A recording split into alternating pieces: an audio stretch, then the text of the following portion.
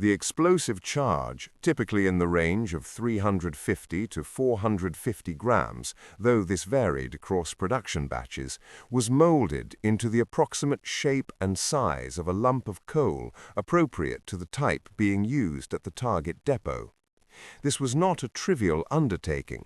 Different railway networks used different grades of coal, from large anthracite lumps to smaller bituminous coal of varying textures.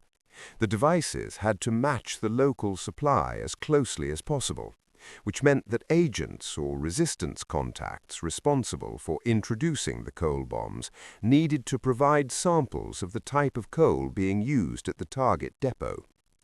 Once the explosive charge was shaped, it was coated. This is where the technical achievement becomes genuinely remarkable. A mixture of real coal dust, coal fragments, and a binding agent, the precise formulation remains classified or lost to records, but coal tar pitch or a similar substance is most likely, was applied to the surface of the explosive charge and compressed under pressure. The result was a shell of actual coal surrounding a core of explosive material. The device was then subjected to a final finishing process that gave its surface the correct texture, luster, and weight distribution of a genuine lump of coal. The weight had to be correct. An experienced fireman would immediately notice a lump that felt wrong in his hand. Surviving examples, of which a small number exist in museum collections, are startling objects. Hold one at arm's length, and it is convincing.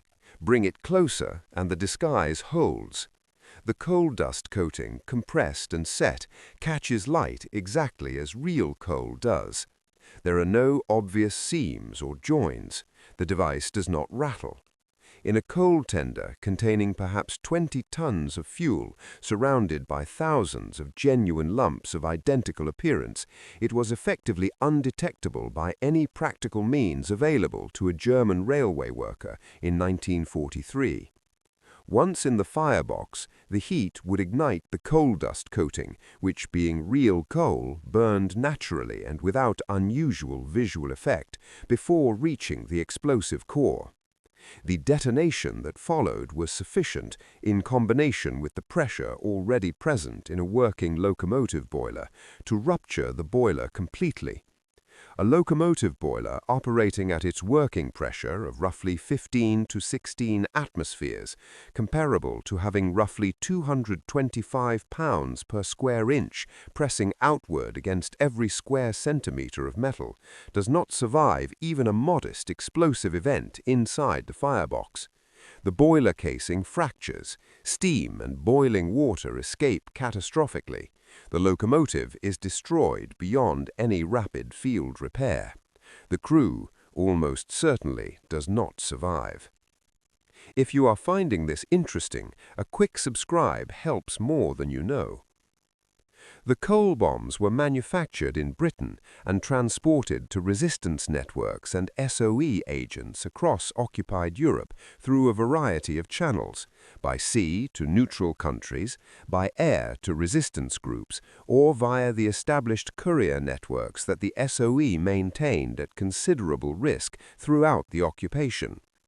The quantities produced are not precisely documented in declassified records. SOE operated under extreme compartmentalization, and many operational files were deliberately destroyed after the war or remain restricted. Estimates based on partial records and post-war testimonies suggest that several thousand devices were produced over the course of the war, though this figure should be treated with appropriate caution. Deployment was concentrated in a number of specific operational theaters. In France, the various resistance networks that operated under SOE's F section, groups such as Prosper, Wheelwright, and the networks of the Marquis, received coal bombs as part of their standard sabotage toolkit.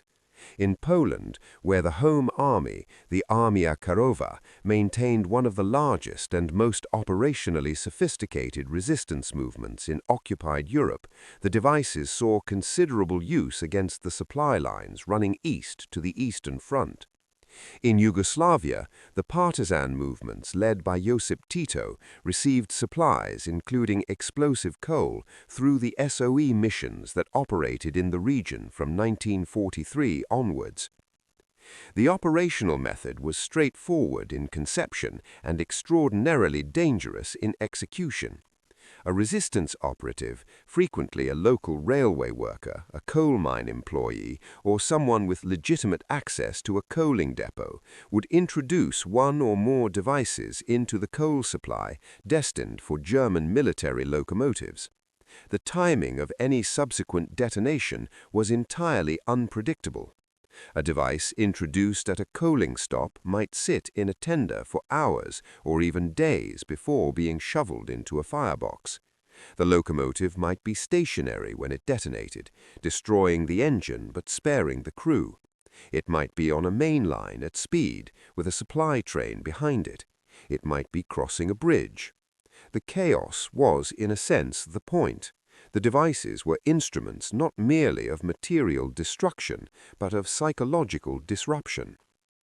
Accounts from German railway workers and military administrators describe the atmosphere that developed around locomotive explosions of uncertain cause.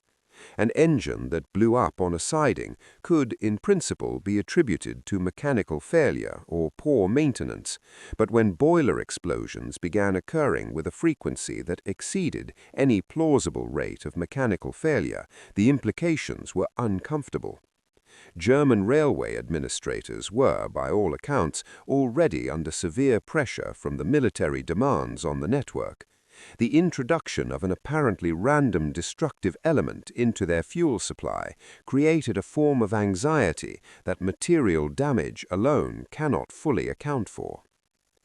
Records of specific incidents are fragmentary, which is to be expected given both the conditions under which they occurred and the deliberate destruction of relevant documentation after the war.